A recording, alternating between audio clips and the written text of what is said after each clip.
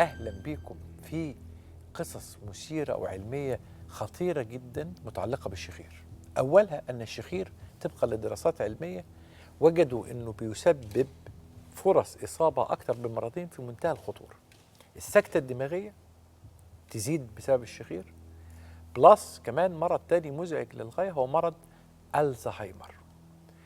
المرضين دول مزعجين جدا، مش مزعجين عادي، ده في مرض منهم يعني خطر على حياة الإنسان، والتاني يعتبر برضو حالة موت. يعني الزهايمر ده مرض مخيف. الكارثة بقى كمان لو كان هذا الشخير معاه، وأكيد معاه، نقص في الأكسجين اللي داخل للجسم. طيب ده للناس كلها متعب، فما بالك للرياضيين؟ تعالوا نقف قدام الرياضي هنا ونحط تحتيه 100 خط. ليه؟ لأن الرياضي يحتاج إلى كمية أكسجين أكبر من العادي، من الناس العاديين، لأنه بيبذل مجهود كبير، خصوصا لو كان رياضي محترف بيلعب بقى مش نظام هواه، مش ما بيفضى بيروح يلعب شوية، لا، ده هو ده شغله، حياته مرتبطة بده. ده هيعاني جدا.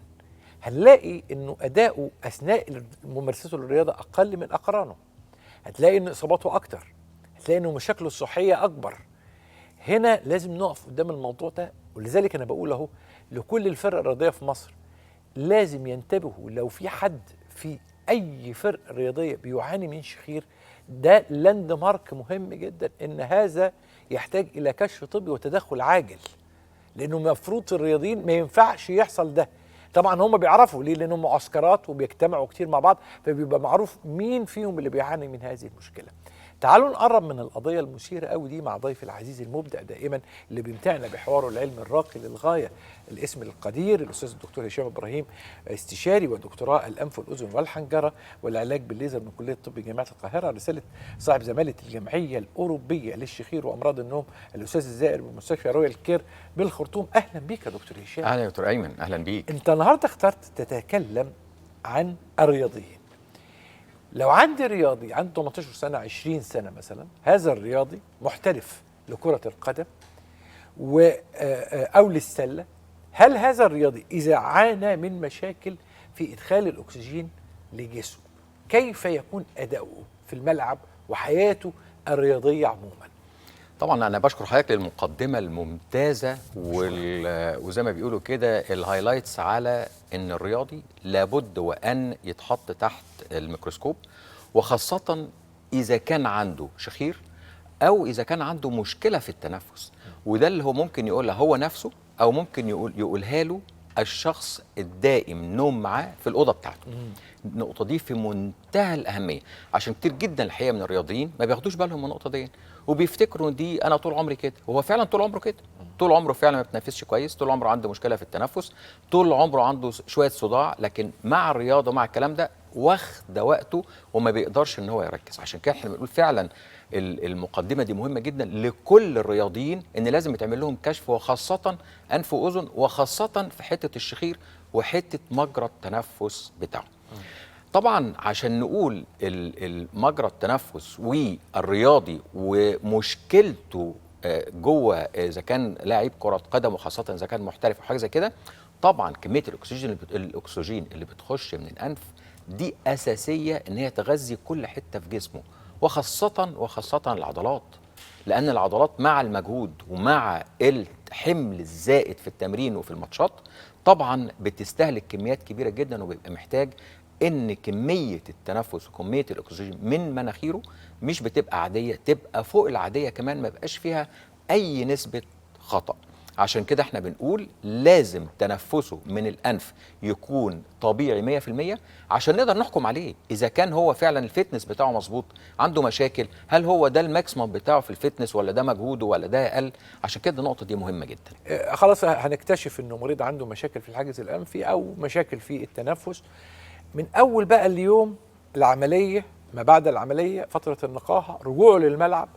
كويس جدا. هو الحقيقة الحاجز الأنفي عادة بيبقى من الحاجات المختفية شوية للمريض، بمعنى انه يجي يقول لي انا بقالي فترة طويلة جدا مناخيري مسدودة، فترة طويلة جدا بتشخص حساسية، فترة طويلة جدا بتشخص ان انا عندي تضخم في الغضروف، وماشي على بخاخات وماشي على نقط وماشي على ادوية حساسية بقالي سنين ومفيش فايده.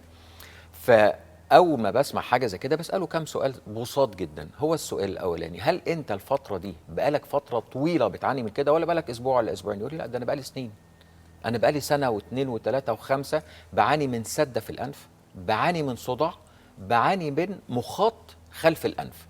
الثلاث حاجات دول الحقيقه هم الثلاث حاجات اللي بيشخصوا لي مبدئيا قبل ما بقوم وبكشف على العيان ان ده في مشكله في انفه. اول ما بسمع الكلام ده طبعا بقول له اتفضل نكشف. بنكشف على الانف كشف العادي خالص. الكشف العادي خالص بيبين لي تقريبا 80% او 70% من المشاكل بتاعت الانف الاماميه، سواء كانت ايه بقى، سواء كان غضاريف متضخمه، سواء كان حاجز انفي، سواء كان لحميات في الزوائد لحميه خارجه او زايده من الانف. شكل الانف الداخلي شكلها عامل زي فتحه الانف، هل في فتحه اكبر من فتحه، فتحه ضيقه. كل الحاجات دي بالكشف العادي خالص، زي ما بنقول بنسميها بالهيد لايت او بالمرايه الراس او بالمنظار الخارجي. بعد كده لما طبعا بشك وبشوف في عوجه خارجيه او ما شفتش عوجه خارجيه، ببتدي اقول له ان احنا محتاجين منظار، وده لازم اساسي وتشخيصي في اي حاله عمليه بنعمل لها، سواء حاجز انفي او سواء عمليات شخير. ببتدي طبعا اعمل المنظار. والمنظار النهارده يعني بقى اسهل ما يكون، لان ناس كتير جدا النهارده بتخاف ان هي تعمل منظار. ليه؟ ده المنظار النهارده بنشتغله بنسميه المنظار الفايبر اوبتيك، اللي هو المنظار اللين، مش المنظار بتاع زمان اللي هو الحديده الطويله وبدخلها من الانف الحقيقه وبتجرح وبتعمل مشكله. لا، الفايبر اوبتيك الحقيقه مميزاته كتيره جدا. اولا لين، ثانيا ما بيحتاجش اي تخدير، العيان ما بيحسش بيه، وكتير جدا او يعني لما فين وفين لما بنحط مخدر موضعي، والمخدر الموضعي ساعات كمان بيتعب العيان اكتر من المنظار نفسه في الحرقان في الانف الفتره الاولانيه. بعمل المنظار طبعا بشوف فيه اللي انا شفته بعناية في الجزء الاولاني، وببتدي اخش في الجزء الخلفي للانف. ببتدي اشوف هل في اعوجاج اكتر في الجزء الخلفي، هل في اكياس هوائيه داخل الانف، هل في الجزء اللي هو البلعوم الانفي اخباره ايه، هل في لحميات. ببتدي اشوف الفتحه بتاعت قناه استاكيوس شكلها عامل ازاي، لان كتير جدا من عيانين الحاجز بيبقى عندهم مشاكل في الودن. ليه؟ لان الحاجز الانفي بيسد ناحيه او بيسد الناحيتين بتوع فتحه القناه استاكيوس، فيبتدي يحصل ضغط مش مظبوط جوه الودن. طبعا في عيانين الشخير ببتدي طبعا اخش بالمنظار اكتر لغايه ما بوصل بيه لغايه الحنجره. ببتدي بقى اشوف السوفت بالات اللي هو اللهاه، ببتدي اشوف سقف الحلق، ببتدي اشوف قاعده اللسان اخبارها ايه، لغايه ما بوصل لغايه لسان المزمار والاحبال الصوتيه. مجرى التنفس لازم يبان ليا 100%، وبشوف فيه كل جزء صغير، وكل الكلام ده بيتاخد للمريض ويتعمل له ريبورت، وبيتاخد بصوره يتاخد للمريض كدوكيمنت معاه. بعد كده على طول المريض بيعرف ان هو عنده المشكله كذا، مشكله عندك حاجز، عندك غضاريف، عندك اكياس هويه، وات ايفر بقى المريض عنده. على طول في ساعتها بقول له انت محتاج عمليه حاجز انفي. خلينا نتكلم كحاجز انفي. خلاص اوكي، عايز يعمل عمليه. احنا الحقيقه العمليات الحاجز الانفي او المركز عندنا الحقيقه بيبقى مجهز للعمليات في نفس اليوم والخروج في نفس اليوم، عمليات يوم واحد. تحليلات بسيطه جدا بتتعمل، التحليلات العاديه الروتينيه بتاعه اي دخول اي عمليه، وبيخش يعمل عمليه. طبعا لازم يبقى صايم قبليها ومتجهز ان هو ممنوع الاكل والشرب قبليها ب6 7 أو 8 ساعات بالكتير. بيدخل يعمل العمليه. العمليه تاخد لها تقريبا عمليه الحاجز الانفي من نص ساعه لساعه الا ربع بالكتير جدا على اقصى تقدير، لو فيها كسر ولو فيها. النص ساعه بتخلص، العيان بيفوق. طبعا بنركب له الدعامه، والدعامه طبعا دي نقله الحقيقه في عمليات الحاجز الانفي. الفتيل بقى لو حضرتك تسمع زمان عن الفتيل ومشاكله، انما النهارده دي دعامه. النهارده الدعايه بس هي دي الدعامه، دعامه سيليكون بتاخد شكل الانف وهي داخله، وحتى في خروجها العيان ما بيحسش بيها خالص. لدرجه كتير جدا من العيانين يقولوا انت فعلا شلت الدعامه؟ انت شلتها؟ اقول له اه انا خلصت خلاص، ما بقاش مصدق. طبعا بيبقى عنده يعني صدمه عصبيه من اي حد ركب فتيل قبل كده. العمليه بتعمل، العيان بيخرج ما فيش بلاستر على مناخيره، ما فيش اي دم، ما فيش نزيف، ما فيش اي حاجه، وبيخرج بيمشي على رجله. بعد ساعه بيروح البيت، بيجي لي بعد مثلا اسبوع ل 10 ايام بنشيل له الدعامه تاني. السؤال المهم، طوال هذه الفتره امتى العيان يخرج ينزل، امتى العيان يبتدي يتحرك؟ من تاني يوم. من تاني يوم عيانين الحاجز انفي من تاني يوم بينزلوا ويتحركوا ويروحوا شغلهم ويروحوا ويجوا، وما بيحسش بالدعامه خالص الا بعد 10 ايام لما بيجي وبشيلها له. ففعلا عمليات الحاجز الانفي النهارده بالتقنيات الحديثه، سواء كان بالمنظار او بالدعامه، او لو في طبعا غضروف بنشيله بجهاز الشيفر، بنصغره شويه. ما فيش حاجه اسمها شيل غضروف، لكن في حاجه اسمها تصغير غضروف بجهاز الشيفر. كل زي ما احنا شايفين جهاز الشيفر اهون بيعمل ايه؟ بيدخل جوه الغضروف وبياكل منه جزء صغير جدا، فالغضروف بعد كده بيصغر بدون اي تغيير في الشكل الخارجي ولا تغيير في الانسجه ولا تغيير في اي حاجه خالص. اذا كان في تضخم في الغضروف. ده اذا كان في بالظبط كده تضخم في الغضروف. عندنا حاله رياضي بالفعل، قصته ايه قبل ما ندخل نسمع؟ الحقيقه محمد هاني ده ولد يعني بيلعب في فرقه في بورسعيد، في الفريق الاول. كان بيقول لي انا كنت في الاول من سنتين كنت بلف التراك وكنت بعمل مجهود، تقريبا بيلعب وينج رايت حاجه زي كده، كره قدم. وطبعا كان يعني شعله نشاط. اكتشف اخر سنه ان الامور عنده ابتدت تبقى متغيره جدا. في ايه؟ ابتدى يحس ان المجهود عنده اقل، ما بقاش يقدر يلف التراك كويس. الماتشات نفسها بيجي بعد الشوط الاولاني تبص حضرتك تلاقي المجهود بتاعه قل 50%. ابتدى ينهج، ابتدى يتعب، ابتدى يعرق، ابتدى يحس ان هو حالته الصحيه مش مظبوطه. طبعا حتى المدرب بتاعه قال له لا، انت يا هاني او يا محمد هاني، انت ما كنتش كده قبل كده، لازم تروح تكشف وتشوف ايه الموضوع. طبعا هو كأي واحد زي ما حضرتك قلت كده رياضي ما يبقاش مركز هو ايه الموضوع، يكشف ايه ويعمل ايه. هو بيفكر يقول لك انا مع تدريب ازود شويه، وزني زاد، مش عارف ايه، طب اكل شويه، طب اخد عشان فيتامينات، متنرفز متضايق، بالظبط، في مشاكل في البيت، بالظبط. لغايه طبعا لما حد نصحه قال له لا، انت ممكن عندك في النفس عندك اخباره. قال لي النفس عندي ساعات بيتضايق وبتكتم. قال له بس انت تروح تكشف انف واذن. فهو فعلا جالي، كشفت عليه، لقيت فعلا عنده عوجه جامده جدا في الحاجز الانفي، وكان عنده تضخم في غضروف واحد في الناحيه اليمين.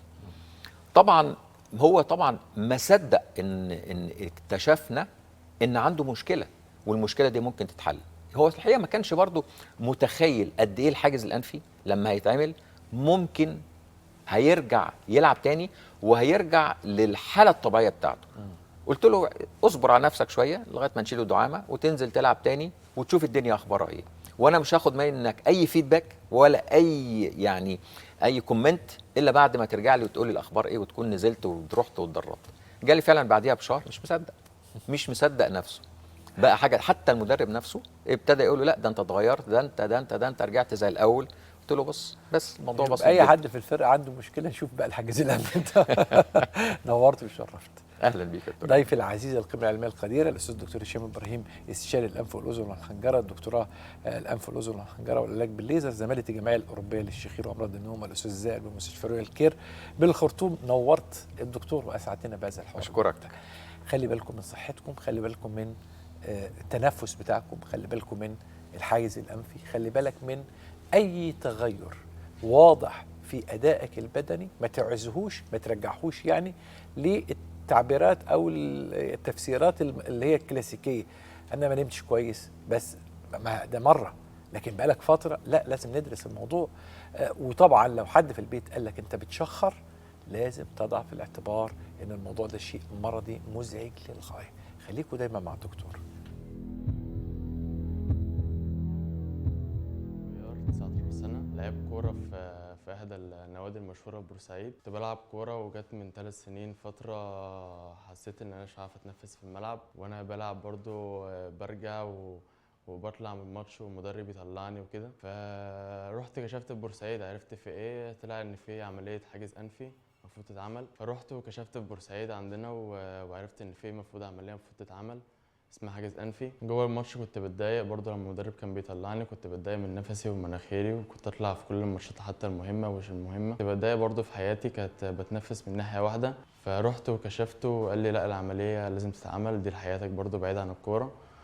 وعملتها وحطيت بعد كده دعامه، 10 ايام وشلتها. جيت يوم العمليه، قبل العمليه كنت خايف جدا ودخلت والدكتور طمني. اخدت بتاع نص ساعه بالكتير وخلصت العمليه. كنت تعبان شويه بس بعدها بفتره يعني في ال10 ايام اللي الدكتور حط فيها الدعامه لا بقيت كويس بعدها. طبعا العمليه فرقت معايا في الملعب بعد ما عملتها.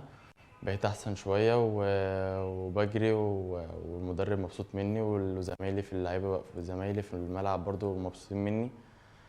والحمد لله تمام بقيت احسن من الاول يعني. وبنصح اي حد عنده مشكله في مناخيره بان يروح يعمل عمليه على طول من غير ما يفكر. لو رجع بيها الزمن طبعا هعملها تاني، انها سهله وكويسه برضو لاي بني ادم.